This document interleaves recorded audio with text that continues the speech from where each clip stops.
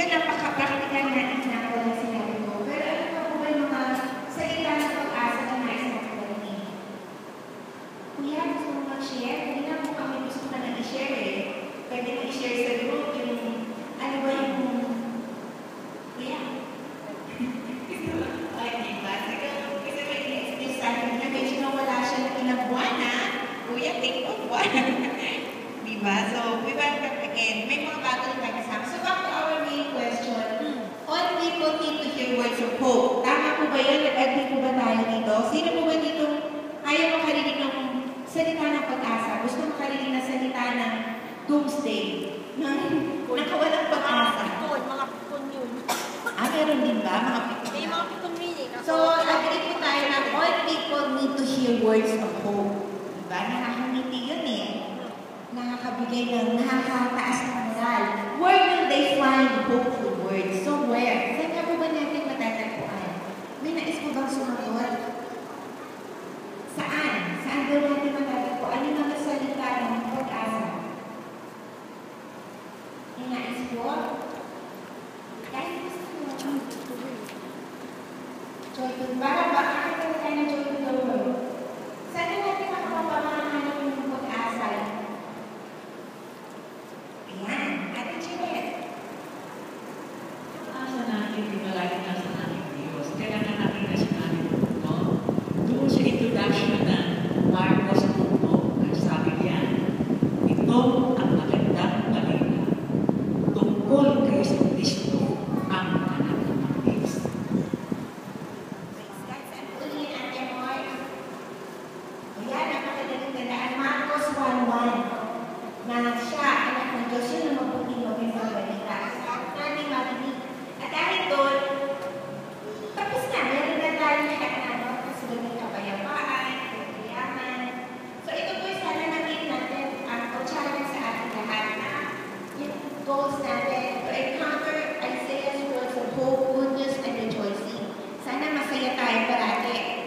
At kakita na tayo ng joy to the world. To express great joy through heartfelt worship for the Lord's salvation and to share the goodness of God with others.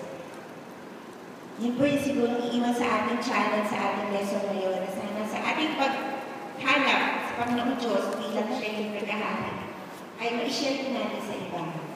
May nais po ba mag-share baka po tayo awit ng joy to the world? Wala po, parang hindi naman tayo joyful. Isang hindi naman yan, naghindian. So, joy to the world. Number 246 po. Tayo po tayo, mga kapatid.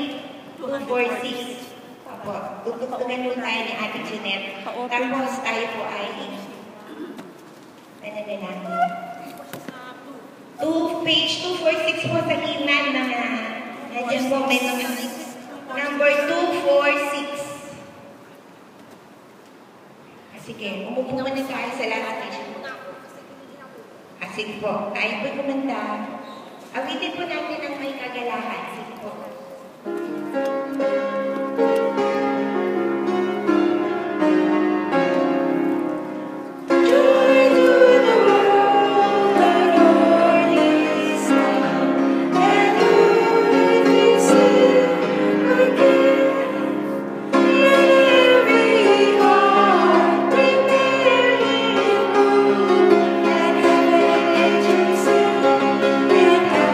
Angels sing.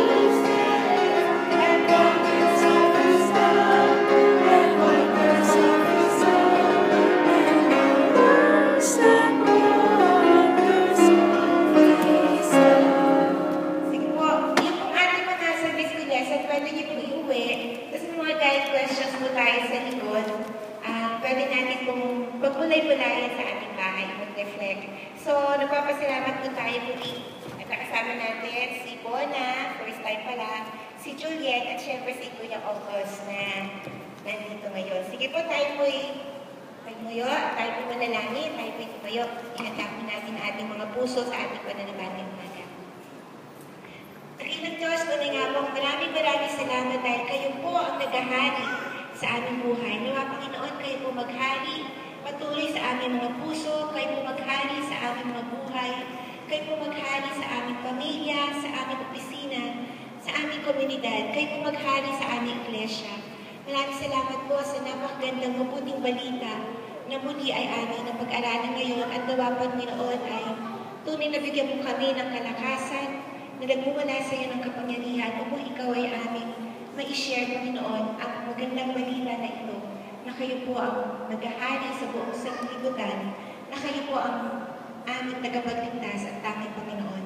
Maraming salamat, Ama, sa presensya ng bawat isa at higit sa lahat sa presensya mo ngayong umaga sa aming kalagitnaan.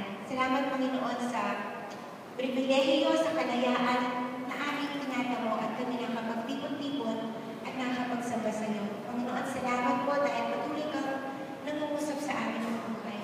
Patawad po sa mga sandaling kami po ay napanghihinaan ng loob, kami po ay nawawalan ng pag-asa. Nawa Panginoon, makasumpong kami ng mga salita ng pag-asa sa aming pakikipag-ugnay sa iyo, sa aming pagbabasa ng iyong salita. At ganun din, Panginoon, nawa ay maging daluyan kami ng pag-asa na iyon, Panginoon, nawa ang bawat salita na aming sasabihin ay maging maayos, maging maganda, at maging puno ng pag-asa para sa aming kaibigan at kapatid. Panginoon, sa umaga ito, patuloy ka mangusap sa amin at mamuna sa aming pananambahan ngayon sa aming Tagalog worship. Nawa, Panginoon, tunay na magpagpala ka namin sa umaga ito. Pulihin ang iyong pangalan, Ama, na siyang aming tanging hari, aming tagapagligtas. Tugmaan dalangin sa ating pangalan ni Jesu Cristo. Amen.